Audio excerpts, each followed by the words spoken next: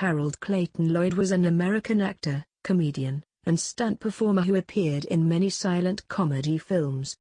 Lloyd is considered alongside Charlie Chaplin and Buster Keaton as one of the most influential film comedians of the silent film era. Lloyd made nearly 200 comedy films, both silent and talkies, between 1914 and 1947. His bespectacled glasses character was a resourceful, success-seeking go-getter who matched the zeitgeist of the 1920s-era United States. His films frequently contained thrill sequences of extended chase scenes and daredevil physical feats. Lloyd hanging from the hands of a clock high above the street, in reality a trick shot, in Safety Last, 1923, is considered one of the most enduring images in all of cinema. Lloyd performed the lesser stunts himself, despite having injured himself in August 1919 while doing publicity pictures for the Roach Studio. An accident with a bomb mistaken as a prop resulted in the loss of the thumb and index finger of his right hand. The injury was disguised on future films with the use of a special prosthetic glove, and was almost undetectable on the screen. Lloyd was born on April 20, 1893, in Burchard, Nebraska, the son of James Darcy Lloyd and Sarah Elizabeth Fraser. His paternal great-grandparents were Welsh. In 1910, after his father had several business venture failures, Lloyd's parents divorced and his father moved with his son to San Diego, California. Lloyd had acted in theater since a child, but in California he began acting in one-reel film comedies around 1912. Lloyd worked with Thomas Edison's motion picture company, and his first role was a small part as a Yaqui Indian in the production of The Old Monk's Tale. At the age of 20, Lloyd moved to Los Angeles, and took up roles in several Keystone Film Company comedies. He was also hired by Universal Studios as an extra and soon became friends with aspiring filmmaker Hal Roach. Lloyd began collaborating with Roach, who had formed his own studio in 1913. Roach and Lloyd created Lonesome Luke, similar to and playing off the success of Charlie Chaplin films.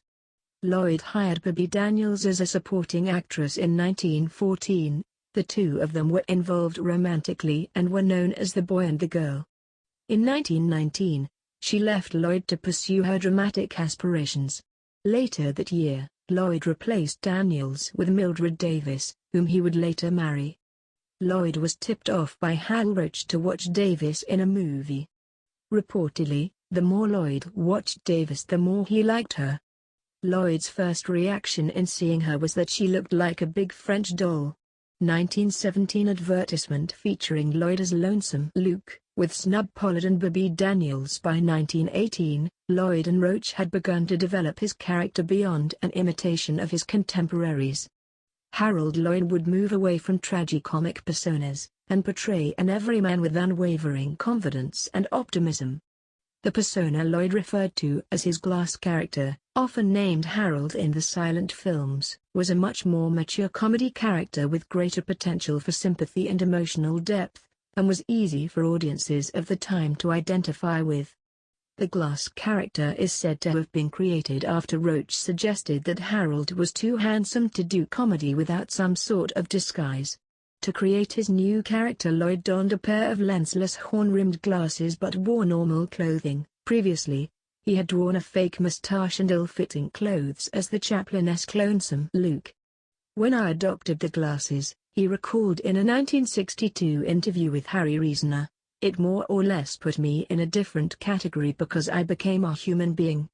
He was a kid that you would meet next door, across the street, but at the same time I could still do all the crazy things that we did before, but you believed them. They were natural and the romance could be believable. Unlike most silent comedy personae, Harold was never typecast to a social class, but he was always striving for success and recognition. Within the first few years of the character's debut, he had portrayed social ranks ranging from a starving vagrant in From Hand to Mouth to a wealthy socialite in Captain Kidd's Kids. On Sunday, August 24, 1919, while posing for some promotional still photographs in the Los Angeles Witzel photography studio, he picked up what he thought was a prop bomb and lit it with a cigarette. It exploded and mangled his right hand, causing him to lose a thumb and forefinger. The blast was severe enough that the cameraman and prop director nearby were also seriously injured.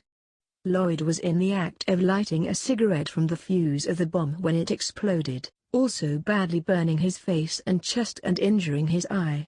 Despite the proximity of the blast to his face, he retained his sight. As he recalled in 1930, "I thought I would surely be so disabled that I would never be able to work again. I didn't suppose that I would have 1/500th of what I have now. Still I thought, life is worthwhile. Just to be alive. I still think so." Beginning in 1921, Roach and Lloyd moved from shorts to feature-length comedies. These included the acclaimed Grandma's Boy, which, along with Chaplin's The Kid, pioneered the combination of complex character development and film comedy, the highly popular Safety Last, 1923, which cemented Lloyd's stardom, and is the oldest film on the American Film Institute's list of 100 most thrilling movies, and Why Worry, 1923. Although Lloyd performed many athletic stunts in his films, Harvey Parry was his stunt double for the more dangerous sequences. Lloyd and Roach parted ways in 1924, and Lloyd became the independent producer of his own films. These included his most accomplished mature features Girl Shy, The Freshman, his highest-grossing silent feature, The Kid Brother, and Speedy, his final silent film. Welcome Danger, 1929, was originally a silent film but Lloyd decided late in the production to remake it with dialogue. All of these films were enormously successful and profitable, and Lloyd would eventually become the highest-paid film performer of the 1920s. They were also highly influential and still find many fans among modern audiences, a testament to the originality and filmmaking skill of Lloyd and his collaborators. From this success he became one of the wealthiest and most influential figures in early Hollywood. In 1924, Lloyd formed his own independent film production company, the Harold Lloyd Film Corporation, with his films distributed by PA and later Paramount and 20th Century Fox. Lloyd was a founding member of the Academy of Motion Picture Arts and Sciences. Released a few weeks before the start of the Great Depression, Welcome Danger was a huge financial success, with audiences eager to hear Lloyd's voice on film. Lloyd's rate of film releases, which had been 1 or 2 a year in the 1920s, slowed to about 1 every 2 years until 1938. The films released during this period were Feet First, with a similar scenario to Safety Last which found him clinging to a skyscraper at the climax, Movie Crazy with Constance Cummings, The Cat's Paw, which was a dark political comedy and a big departure for Lloyd, and The Milky Way, which was Lloyd's only attempt at the fashionable genre of the screwball comedy film. To this point the films had been produced by Lloyd's company. However, his go-getting screen character was out of touch with Great Depression movie audiences of the 1930s. As the length of time between his film releases increased, his popularity declined, as did the fortunes of his production company. His final film of the decade, Professor Beware, was made by the Paramount staff, with Lloyd functioning only as actor and partial financier. On March 23, 1937, Lloyd sold the land of his studio, Harold Lloyd Motion Picture Company, to the Church of Jesus Christ of Latter-day Saints. The location is now the site of the Los Angeles, California Temple. 14. Lloyd produced a few comedies for RKO Radio Pictures in the early 1940s but otherwise retired from the screen until 1947. He returned for an additional starring appearance in The Sin of Harold Diddlebock, an ill-fated homage to Lloyd's career, directed by Preston Sturges and financed by Howard Hughes. This film had the inspired idea of following Harold's jazz-age, optimistic character from The Freshman into the Great Depression years. Diddlebock opened with footage from The Freshman, for which Lloyd was paid a royalty of $50,000, matching his actor's fee, and Lloyd was sufficiently youthful-looking to match the older scenes quite well. Lloyd and Sturges had different conceptions of the material and fought frequently during the shoot. Lloyd was particularly concerned that while Sturges had spent 3 to 4 months on the script of the first third of the film, The last two-thirds of it he wrote in a week or less. The finished film was released briefly in 1947, then shelved by producer Hughes. Hughes issued a recut version of the film in 1951 through RKO under the title Mad Wednesday. Such was Lloyd's disdain that he sued Howard Hughes, the California Corporation and RKO for damages to his reputation as an outstanding motion picture star and personality, eventually accepting a $30,000 settlement. In October 1944, Lloyd emerged as the director and host of the Old Gold Comedy Theatre, an NBC radio anthology series, after Preston Sturges, who had turned the job down, recommended him for it. The show presented half-hour radio adaptations of recently successful film comedies, beginning with Palm Beach Story with Claudette Colbert and Robert Young.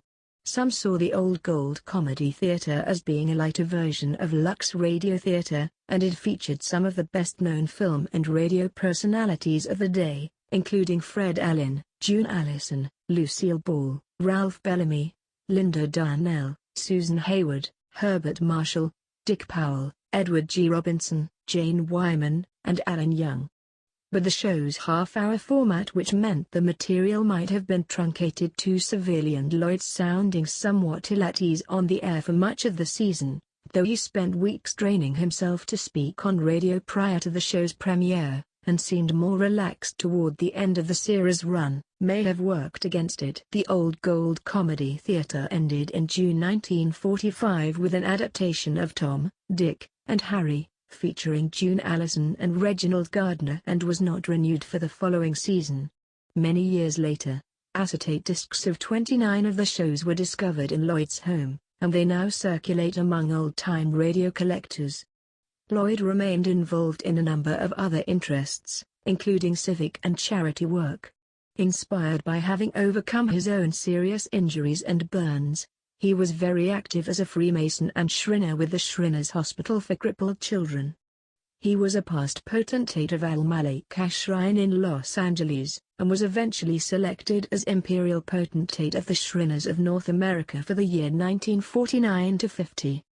At the installation ceremony for this position on July 25, 1949, 90,000 people were present at Soldier Field, including then-sitting U.S. President Harry S. Truman, also a 33 degrees Scottish Rite Mason.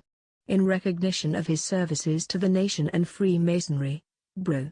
Lloyd was invested with the rank and decoration of Knight Commander Court of Honor in 1955 and coroneted an Inspector General Honorary, 33 degrees, in 1965.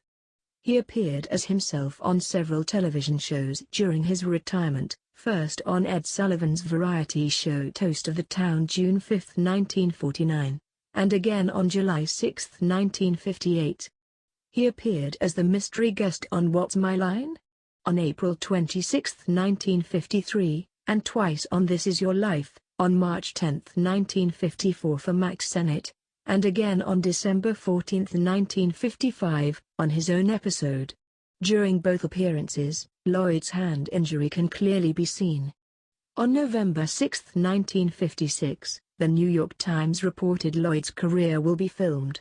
It said, as first step, Lloyd will write the story of his life for Simon & Schuster. Then, the movie, to be produced by Jerry Wald for 20th Century Fox, will limit the screenplay to Lloyd's professional career. Tentative title for both, The Glass Character, based on Lloyd wearing heavy, tortoise-shell glasses as a trademark. Neither project materialized. Lloyd studied colors and microscopy, and was very involved with photography, including 3D photography and color film experiments. Some of the earliest two-color Technicolor tests were shot at his Beverly Hills home. These are included as extra material in the Harold Lloyd Comedy Collection DVD box set. He became known for his nude photographs of models, such as Betty Page and stripper Dixie Evans, for a number of men's magazines. He also took photos of Marilyn Monroe lounging at his pool in a bathing suit, which were published after her death. In 2004, his granddaughter Suzanne produced a book of selections from his photographs, Harold Lloyd's Hollywood Nudes in 3D. Lloyd also provided encouragement and support for a number of younger actors, such as Debbie Reynolds, Robert Wagner, and particularly Jack Lemmon, whom Harold declared as his own choice to play him in a movie of his life and work. Movie poster for World of Comedy, Lloyd's compilation of film clips from the silent and sound eras, 1962. Lloyd kept copyright control of most of his films and re-released them infrequently after his retirement. Lloyd did not grant cinematic re-releases because most theaters could not accommodate an organist to play music for his films, and Lloyd did not wish his work to be accompanied by a pianist. "I just don't like pictures played with pianos. We never intended them to be played with pianos." Similarly, his features were never shown on television as Lloyd's price was high. "I want $300,000 per picture for 2 showings. That's a high price, but if I don't get it, I'm not going to show it." They've come close to it, but they haven't come all the way up. As a consequence, his reputation and public recognition suffered in comparison with Chaplin and Keaton, whose work has generally been more widely distributed. Lloyd's film character was so intimately associated with the 1920s era that attempts at revivals in 1940s and 1950s were poorly received, when audiences viewed the 1920s, and silent film in particular, as old-fashioned. In the early 1960s, Lloyd produced 2 compilation films, featuring scenes from his old comedies, Harold Lloyd's World of Comedy and The Funny Side of Life. The first film was premiered at the 1962 Cannes Film Festival, where Lloyd was feted as a major rediscovery. The renewed interest in Lloyd helped restore his status among film historians.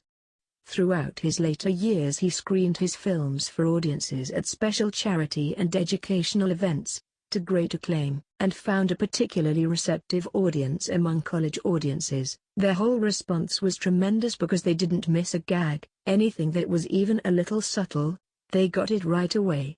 Following his death, and after extensive negotiations, most of his feature films were leased to Time Life Films in 1974. As Tom Dardis confirms, Time Life prepared horrendously edited musical soundtrack versions of the silent films, which are intended to be shown on TV at sound speed, 24 frames per second, and which represent everything that Harold feared would happen to his best films. Time Life released the films as half-hour television shows, with 2 clips per show. These were often near-complete versions of the early 2-reelers, but also included extended sequences from features such as Safety Last, Terminating at the Clock sequence, and Feet First, presented silent, but with Walter Schaff's score from Lloyd's own 1960s re-release. Time Life released several of the feature films more or less intact, also using some of Schaff's scores which had been commissioned by Lloyd.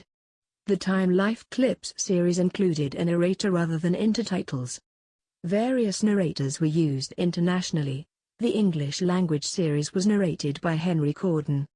The Time Life series was frequently repeated by the BBC in the United Kingdom during the 1980s, and in 1990 a Thames television documentary, Harold Lloyd, The Third Genius, was produced by Kevin Brownlow and David Gill, following 2 similar series based on Charlie Chaplin and Buster Keaton. 18. Composer Carl Davis wrote a new score for Safety Last, which he performed live during a showing of the film with the Royal Scottish National Orchestra to great acclaim in 1993. The Brownlow and Gill documentary was shown as part of the PBS series American Masters, and created a renewed interest in Lloyd's work in the United States, but the films were largely unavailable. In 2002, the Harold Lloyd Trust relaunched Harold Lloyd with the publication of the book Harold Lloyd, Master Comedian by Jeffrey Vance and Suzanne Lloyd, and a series of feature films and short subjects called the Harold Lloyd Classic Comedies, produced by Jeffrey Vance and executive produced by Suzanne Lloyd for Harold Lloyd Entertainment. The new cable television and home video versions of Lloyd's great silent features and many shorts were remastered with new orchestral scores by Robert Israel. These versions are frequently shown on the Turner Classic Movies, TCM, cable channel.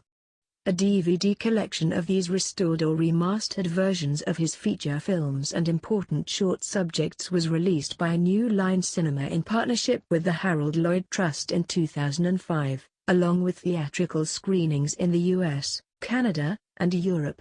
Criterion Collection has subsequently acquired the home video rights to the Lloyd Library, and have released Safety Last, 22, The Freshman, and Speedy. 24, in the June 2006 Los Angeles Chamber Orchestra Silent Film Gala program book for Safety Last, film historian Jeffrey Vance stated that Robert A. Golden, Lloyd's assistant director, routinely doubled for Harold Lloyd between 1921 and 1927. According to Vance, Golden doubled Lloyd in the bit with Harold shimmy shaking off the building's ledge after a mouse crawls up his trousers. Lloyd married his leading lady Mildred Davis on February 10, 1923 in Los Angeles, California. 26. They had two children together, Gloria Lloyd, 1923–2012, and Harold Clayton Lloyd Jr., 1931–1971. They also adopted Gloria Freeman, 1924–1986, in September 1930. Whom they renamed Marjorie Elizabeth Lloyd but was known as Peggy for most of her life. Lloyd discouraged Davis from continuing her acting career. He later relented, but by that time her career momentum was lost. Davis died from a heart attack in 1969, 2 years before Lloyd's death. Though her real age was a guarded secret, a family spokesperson at the time indicated she was 66 years old. Harold Jr. died from complications of a stroke 3 months after his father. In 1925, at the height of his movie career, Lloyd entered into Freemasonry at the Alexander Hamilton Lodge No. 535 of Hollywood, advancing quickly through both the York Rite and Scottish Rite, and then joined Al-Malaika Shrine in Los Angeles. He took the degrees of the Royal Arch with his father. In 1926, he became a 32-degree Scottish Rite Mason in the Valley of Los Angeles, California. He was vested with the rank and decoration of Knight Commander Court of Honor, KCCH, and eventually with the Inspector General Honorary, 33rd degree. Lloyd's Beverly Hills home, Greenacres, was built in 1926 to 1929, with 44 rooms, 26 bathrooms, 12 fountains, 12 gardens, and a 9-hole golf course. A portion of Lloyd's personal inventory of his silent films, then estimated to be worth $2 million, was destroyed in August 1943 when his film Vault caught fire. 7 firemen were overcome while inhaling chlorine gas from the blaze. Lloyd himself was saved by his wife, who dragged him to safety outdoors after he collapsed at the door of the film vault. The fire spared the main house and outbuildings. After attempting to maintain the home as a museum of film history, as Lloyd had wished, the Lloyd family sold it to a developer in 1975. The grounds were subsequently subdivided, but the main house and the estate's principal gardens remain and are frequently used for civic fundraising events and as a filming location, appearing in films like Westworld and The Loved One. It is listed on the National Register of Historic Places. Lloyd died at age 77 from prostate cancer on March 8, 1971, at his Greenacres home in Beverly Hills, California. He was interred in a crypt in the Great Mausoleum at Forest Lawn Memorial Park Cemetery in Glendale, California. His former co-star Bobby Daniels died 8 days after him, and his son Harold Lloyd Jr. died 3 months after him. In 1927, his was only the 4th concrete ceremony at Grauman's Chinese Theater, preserving his handprints, footprints, and autograph, along with the outline of his famed glasses, which were actually a pair of sunglasses with the lenses removed. The ceremony took place directly in front of the Hollywood Masonic Temple, which was the meeting place of the Masonic Lodge to which he belonged. Lloyd was honored in 1960 for his contribution to motion pictures with a star on the Hollywood Walk of Fame located at 1503 Vine Street, 39. In 1994, he was honored with his image on a United States postage stamp designed by caricaturist Al Hirschfeld.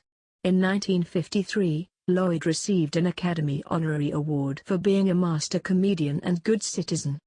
The second citation was a snub to Chaplin, who at that point had fallen foul of McCarthyism and had his entry visa to the United States revoked. Regardless of the political overtones, Lloyd accepted the award in good spirit. Lloyd's birthplace in Burchard, Nebraska is maintained as a museum and open by appointment. I hope you have enjoyed this information about Harold Lloyd. Please like and subscribe. Thank you. Drop your files, or type, paste, and edit text here. Natural Reader is a professional text-to-speech program that converts any written text into spoken words. The paid versions of Natural Reader have many more features.